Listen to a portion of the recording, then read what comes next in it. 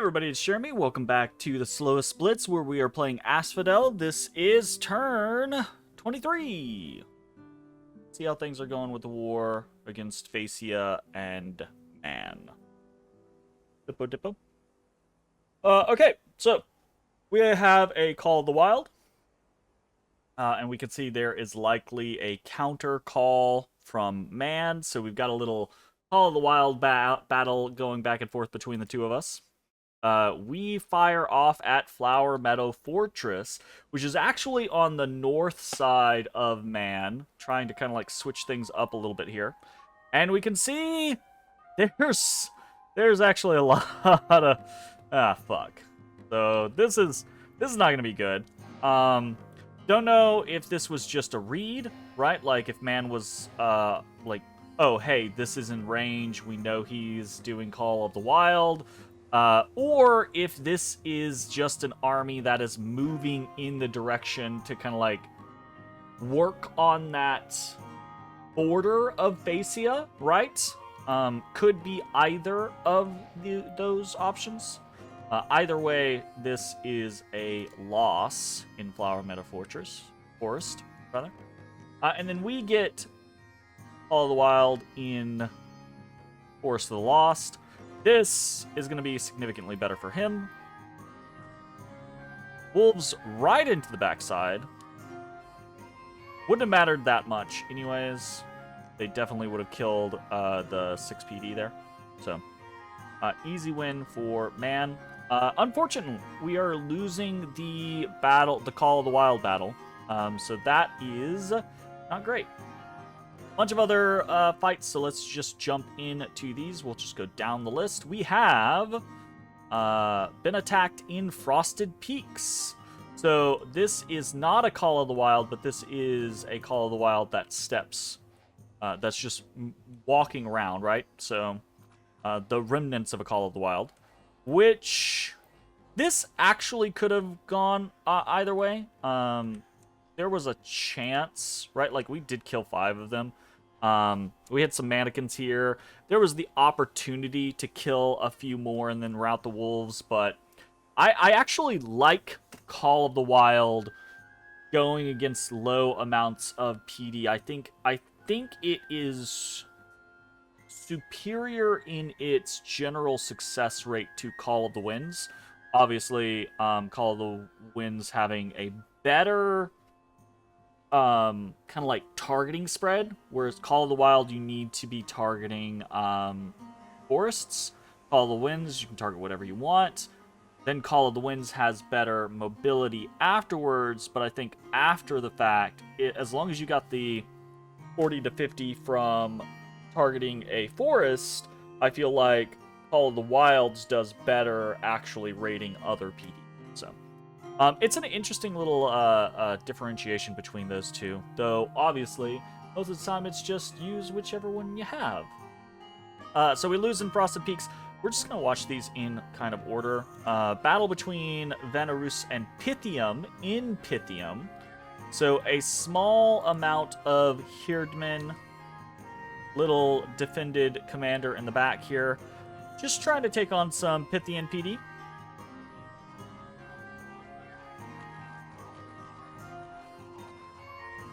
Herdmen are crazy good. Take a look at one of these guys. 18 protection when berserking is pretty strong. 21 damage, 23 damage, 15 attack, 14 attack. Pretty damn good stats. Which is why you'll see 10 to 15 Herdmen be able to... obviously the berserking, right, keeping them from routing, be able to stand toe-to-toe with significantly larger forces. Very, very strong. They did lose a fair amount here, right? 10 Herdmen is not an insubstantial amount. That's 350 gold, right? These guys are pricey, right, when you compare them to other units. But they just trade so well, right? Like this, they just trade so well. And this is relatively low commitment, right? 350 gold lost is not something that you just want to have happen, but not too big of a deal. We have a battle on Vaclez, and it is nothing. It's just a small amount of PD. We're going to be able to smash this, lose some mannequins, not a big deal. Cool. Lose 2 carrion boars, 3 wolves, 1 satyr, not really a problem. We get attacked in Kingdom of Dara. By some fish. So, Mana sent in the Ichthyeids. And there's nothing here, so this is not going to be a big deal. I think this is just counter rating, right? Which is why we have no PD here. We got a bunch of Logdead out. Can we get any kills? We're not gonna get any kills. Kingdom of Dara, yeah, we got no kills. We counter in Namor. Got a small stack of mannequins. We do have a little guard party on this Carrion commander, but it's not gonna matter. We've got, what is this? 8, 9 Knights of Avalon here, a couple monks. This is going to be no dice.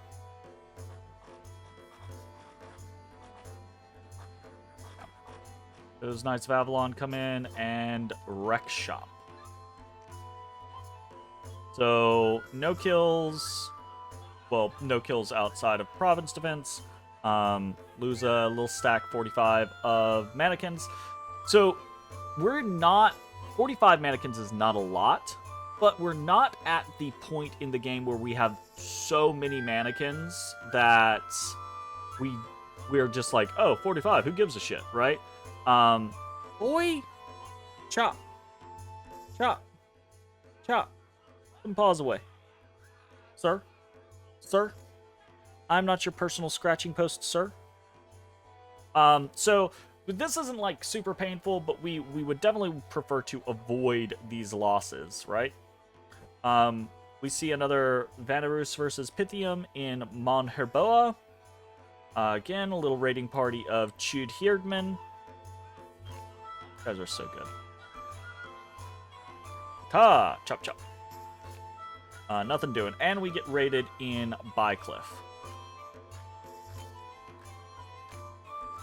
Small stack of Knights of Avalon, Blessings, Smash, Smash, Mish, Mish, Mish, Mish, Mish. All done. Unexpected events. Monarch Woods. Local lawgiver has caught a traitor. We gained some unrest, but we also gained some gold. Always happy about that. And a black bow, which is a fun little item. Lose population in Impassable Mountains. Lose population in Kepria. Ooh, rotting corpses litter the landscape and gain unrest. And we started to destroy the fort in Vaclez. So we're losing the raiding game here. Let's go to the map. We're losing the raiding game here. We'll do a bigger overview, and then we'll jump into the fronts. Man's Call of the Wilds are firing off better. In point of fact, I probably should not be some targeted Call of the Wilds, good. But I'm getting into this concept where I'm like, oh, we have to keep up the Call of the Wild pressure because he's keeping up the Call of the Wild pressure. Let's go. I think this is a bad idea. I think this is a trap for the mindset that I'm in, and I think I need to stop it. It's not good. It is in point of fact bad.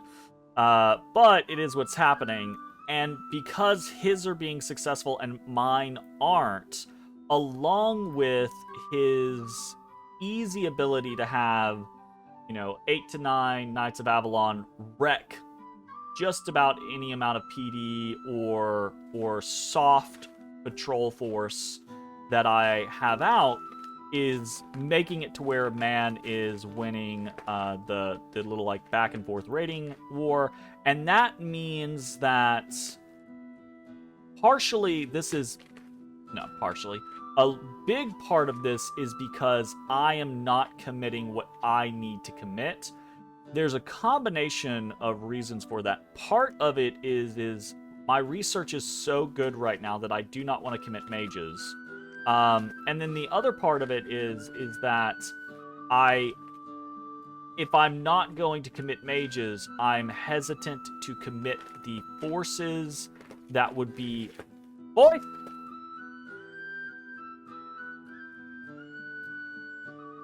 Give me that.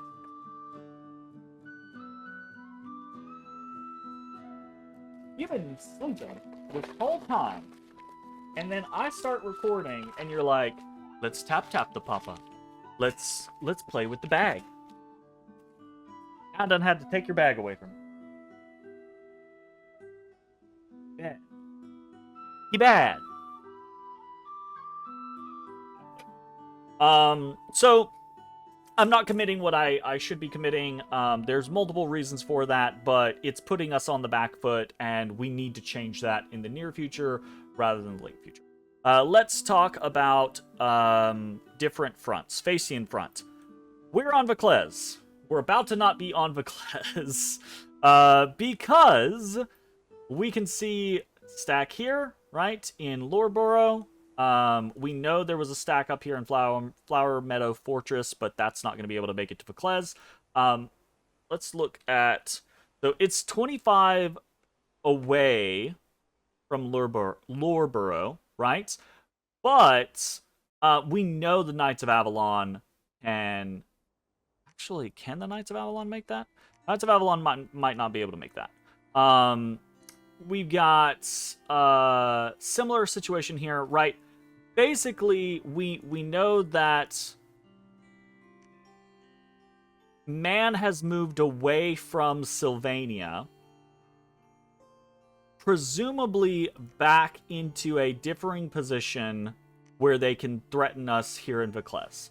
What we have in Vaclez is big, powerful enough to handle anything that Phaeacia throws at us, but not powerful enough to handle everything that man could throw at us, and definitely not both Phaeacia and man, right? If man hits us with a smallish non-committal stack, does a fair amount of damage, and then Phaeacia hits us with everything they have, we could lose this entire stack, and this entire stack is the Southern Army. So losing that is losing the entirety of Phaeacia, right? All but guaranteed. So we are going to leave a small siege force. We're going to hit into Black Harbor. We're going to raid into Illadar, right? With those wolves and long dead that we had been summoning, right? We're no longer summoning those things, but we are... we do have some Jade Sorceresses that we're continuing to recruit. We're going to start getting Minotaur Warriors down here, trying to utilize all of our gold as much as we can, and we're pulling in a Panic Apostate down south to be able to start doing, again, things like Phao, right? Next turn, we should have Phao, and we want to be able to pull a Panic Apostate into this big group, Phao, and hope that that helps carry any fight that we have, both with Phaeacia and with man. Turn 24, Phao isn't too bad, so it's not the fastest you could go. We've obviously dipped into Alteration, Evocation, Enchantment, Thaumaturgy, etc., but that's not super slow. So should still be relatively effective.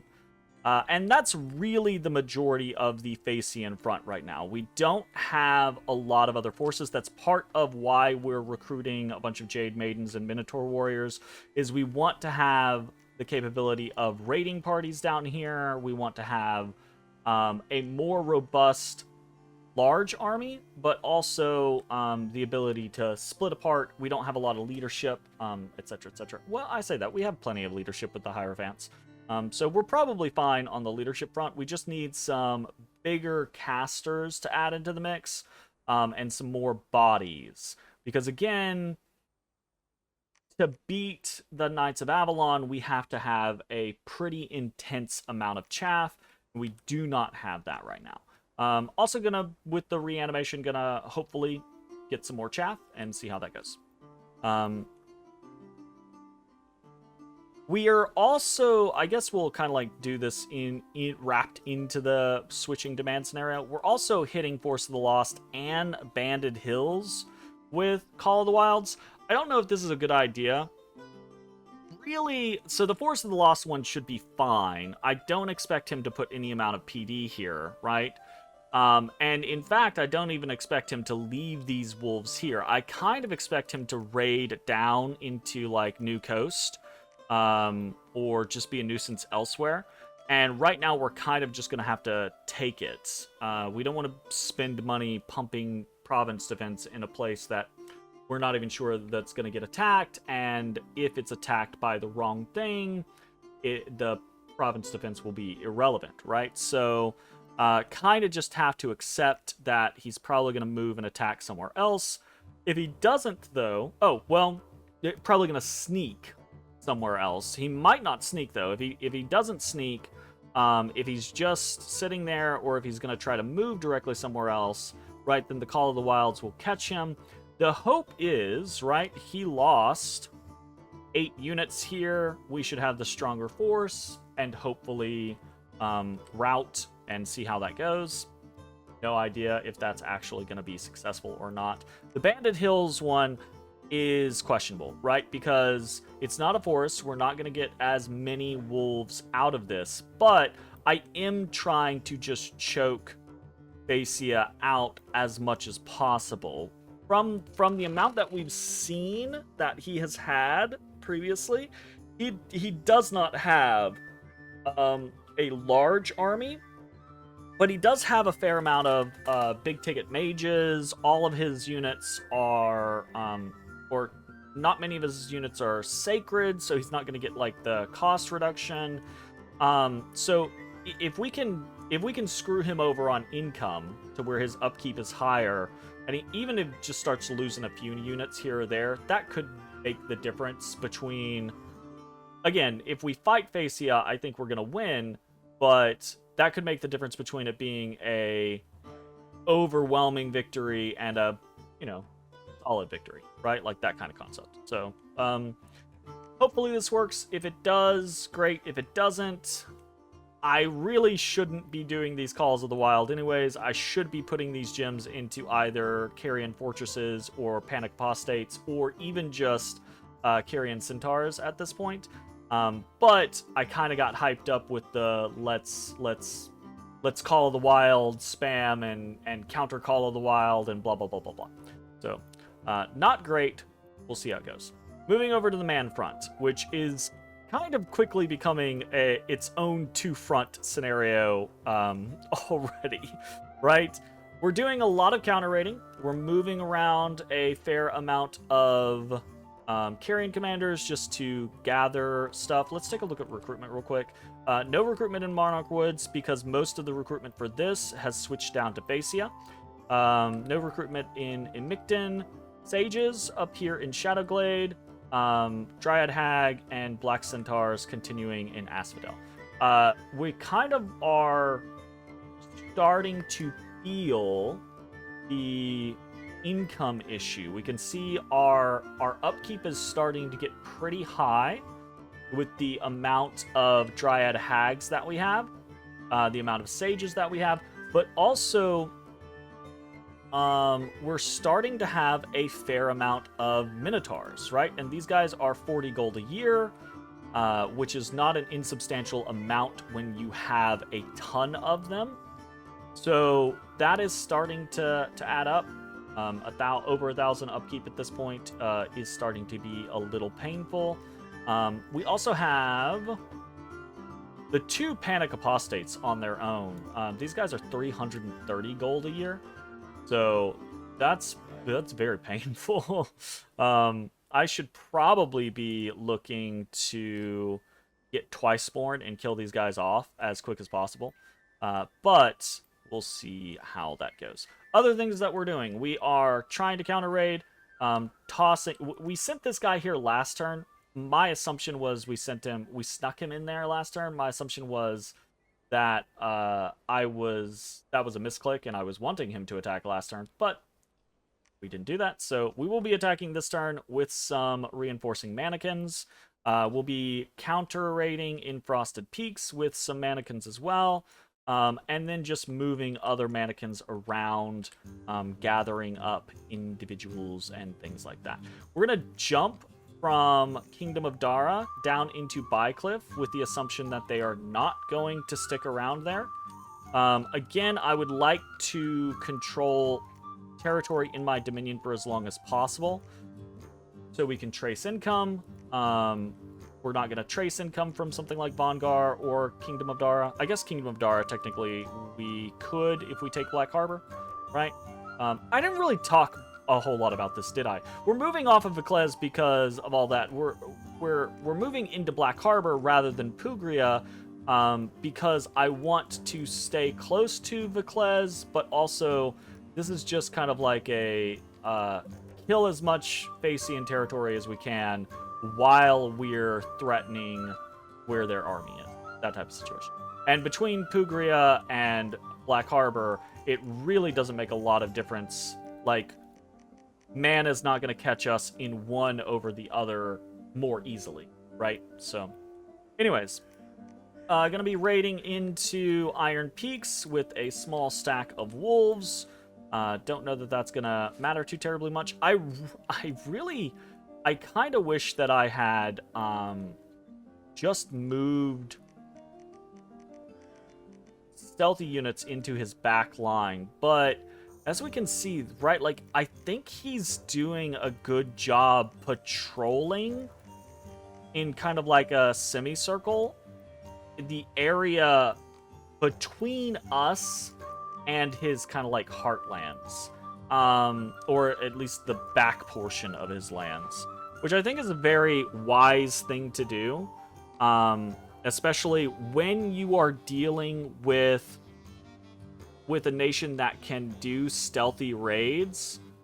Putting out, right, like, obviously doing stuff like this can slow your push against them. But if you're unsure whether or not you can take them in a fight, defeating their stealthy parties in detail is a very effective strategy. Doing that with elves, right? Like, if you haven't been fully elfed, right? Or even if you have been fully elfed, but you still have a little bit of control over the area around your fortifications, just sending out a party to patrol in good choke points or in like wide lines around your locations can do a really good job of fucking over their ability to actually get where they want to go to raid the places that, right? Anyways, is there anything else that's really going on? We're doing those Call of the Wilds again. We probably shouldn't be. We are starting to get into actually spending gems on Carrion Centaurs. Probably, again, I shouldn't be doing these Call of the Wilds, and I should instead be putting these gems towards Carrion Lords, right? So a Carrion Lord being, 35 gems, 3 nature, 2 death to cast. You get the undead version of a Panic Apostate, so not going to have any upkeep cost, is going to have the undead issue, but is also an H3 and does have randoms. You're going to get less reanimation from them. So if reanimation is your only goal, then it's better to just go Carrion Centaurs than it is Carrion Lords. But Carrion Lords are really good casters. Like quite good. And they're also, I don't know that I would say like a in condition, but they do kind of like approach that situation of if you can get into construction or you can get high enough research to get them good magic, they're extremely effective thugs, as are Panic Apostates, right? But while we do have really good research, construction is not really where we're going. Regardless, while I don't think it's bad to go for Carrion Centaurs right now, I do think it's silly for me to just be spamming Calls of the Wilds, right? Like, even if I wasn't going for a Carrion Lord, which I probably should be doing at this point just for an H3 up in my capital area, right? Even if I wasn't doing a Carrion Lord, instead of doing these Calls of the Wild, these could be two more, this Call of the Wild and this Call of the Wild could be two more Carrion Centaurs, right? Two more Carrion Centaurs this turn is another 6 mannequins every turn. That adds up over time, right? That's why, you know, instead of spending 35 gems for a Carrion Lord, which I do think is worthwhile, spending... What is that? That's only 24 because they're 8 a pop, right? So, spending 32 gems for 4 Carrion Centaurs. That's 12 additional mannequins you get every single turn. That really helps to flood the battlefield. And then there's also, right, like it's not just mannequins that you can get, right, which are somewhat crap, but the special units that you can get for mannequins are actually quite good. Mandragoras are great. Behemoths are amazing. Even smaller things like just the boars and the wolves have really good uses. So I really do think that the Call of the Wilds concept is a little bit of a mistake at this particular moment. Not that it can't be useful, and I do think we want to use it, but right now I think I'm in this mindset of like, oh god, spam it out, go go go go go, and I don't think that is the right call. Anyways, let's take a look around the map. Things are looking extremely dire for Pythium. Again, we're going to try to catch the final battle for them. Presumably the final battle for them. We'll see how that goes. Things are going for Bandar Log. I haven't heard a lot of information about them.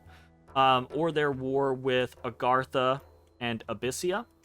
But we can see Abyssia's Golden Lion. He doth meoweth the most.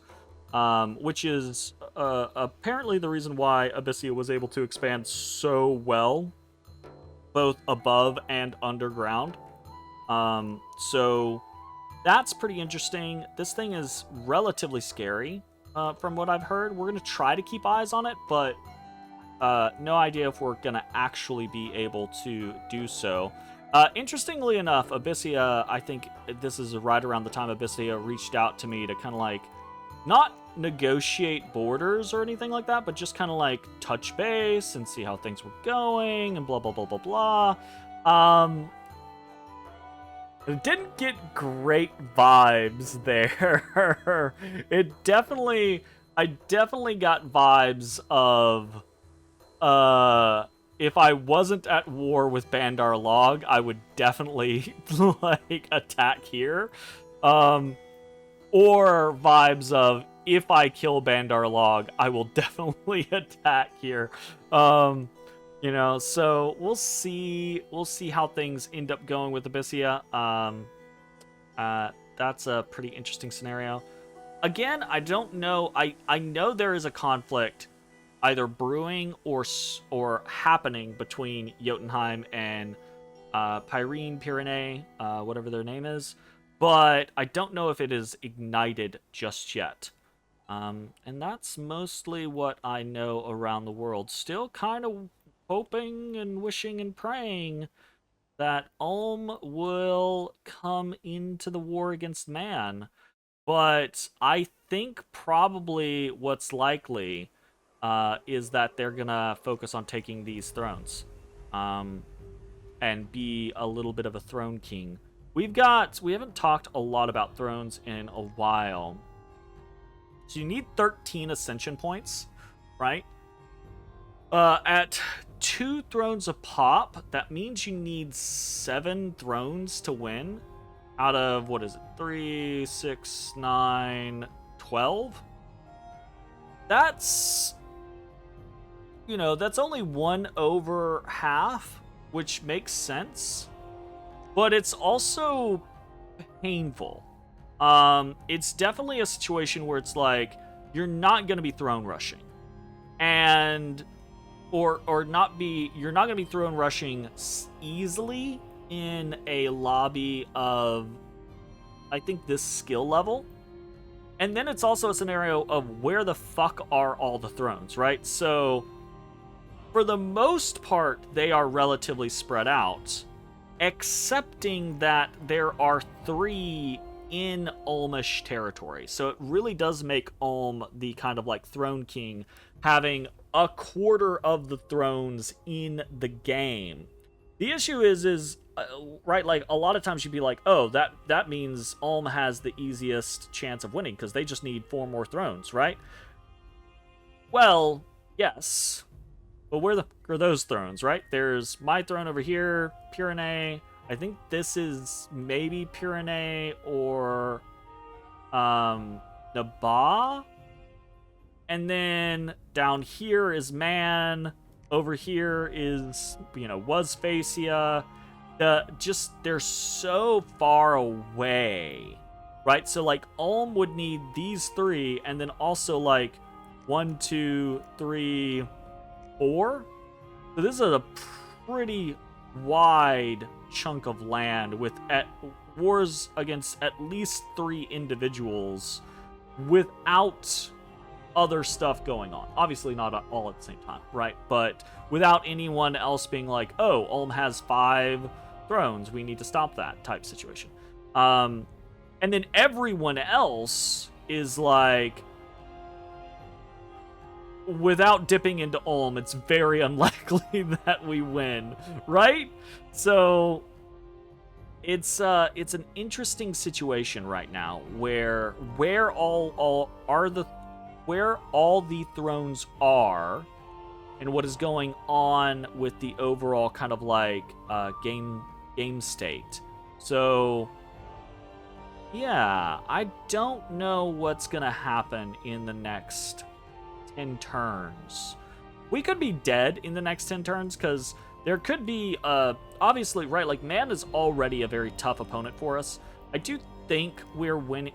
Obviously we're winning against Phaeacia, but I do think Phaeacia is on the way out, and that is the question. Isn't going to be does Phaeacia die, it's going to be how soon does Phaeacia die, how much damage do they do to us on their way out, and are they able to give Man the parting shot that is necessary, right?